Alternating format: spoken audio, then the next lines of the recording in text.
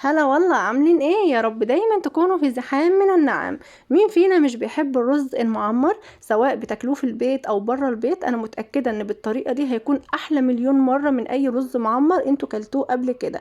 طريقته سهلة وبسيطة، كمان هيكون ناجح معاكم من اول مرة. كل حبة سايبة التانية وفي نفس الوقت مستوي. اما لو هنتكلم عن الطعم فهو حكاية. لو اول مرة بتشوفوني، انا رنا ودي قناتي منوعات رنا رضا. ما تنسوش تعملوا لايك للفيديو، كمان تشتركوا في القناة، فعلوا الجرس، اختاروا الكل عشان يوصل لكم اشعارات بكل فيديو جديد انزله. ويا سلام بقى لو تعملوا الواجب معايا وتعملوا مشاركة للفيديو عشان يوصل لعدد كبير من الناس. ودلوقتي اقدر اقول لكم يلا نبدأ الفيديو.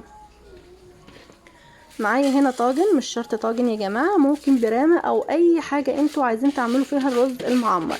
جبت حوالي كده 3 كوبايات كبار من الرز، غسلتهم كويس وصفيتهم كمان من المية اللي موجودة فيهم. بعد كده جبت قشطه. القشطه دي يا جماعه انا باخدها من وش الحليب، بغلي الحليب كده وادخله التلاجة، فبلاقيه عمل وش فوق كده او طبقه قشطه فوق، فببدا ان انا اخدها في طبق وبشيلها دايما في التلاجة عندي. لاي وصفه بتكون محتاجه قشطه فبتكون موجوده عندي، او ممكن تشتروها من السوبر ماركت زي ما بتحبوا بقى، اي نوع قشطه موجود عندكم. القشطه اللي انا ضفتها حوالي 3 معالق كبار. ودلوقتي هقول لكم يعني تنفع وصفه الرز المعمر من غير قشطه او لا. المهم نزلت كمان بمعلقه من الملح، وهنزل بكوبايتين من اللبن او الحليب وعليهم كوباية من المية. الطاجن بتاعي يعني كانت نسبة السوائل كده بصراحة مظبوطة 100%. انت بقى الطاجن اللي انت مستخدماه لو اصغر او اقل فحسب الطاجن. طب احنا نعرف كمية السوائل منين المظبوطة؟ بصي يا ستي، السائل سواء بقى لبن قد ايه او الحليب حسب رغبتك، وهقولك برضو التفاصيل دلوقتي اللي ينفع اللبن يكون كتير او مش كتير، كل حاجة هنعرفها بس واحدة واحدة. كمية السائل الموجودة على الرز المعمر بتكون عقلة صباع، يعني تحط عقلة صباع كده بتكون فوق الرز.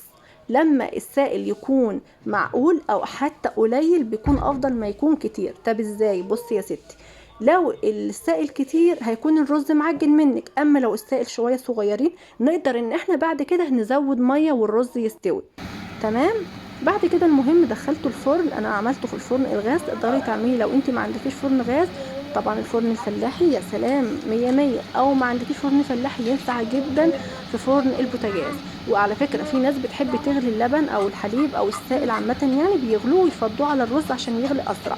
فحسب رغبتك بقى، مستعجلة ممكن تغليه، مش مستعجلة عادي زي انا ما عملت النهاردة بنحطه بارد عادي جدا. المهم بنسيب الرز المعمر كده في الفرن، اول ما بنلاقيه بدأ الحواف تحت تبدأ في الغليان بنهدي النار خالص من تحت ونسيبه بقى يستوي على النار هادية جدا. واول ما ياخد طبقة كده مظبوطة من فوق، اللون من فوق بنطفي من فوق. اول ما اللون اللي فوق كده يبقى حلو بنطفي من فوق وبنسيبه. اول ما يبدأ الحواف تغلي نبدأ نهدي من تحت عشان ما يتحرقش لحد ما يتشرب كل السوائل اللي فيه.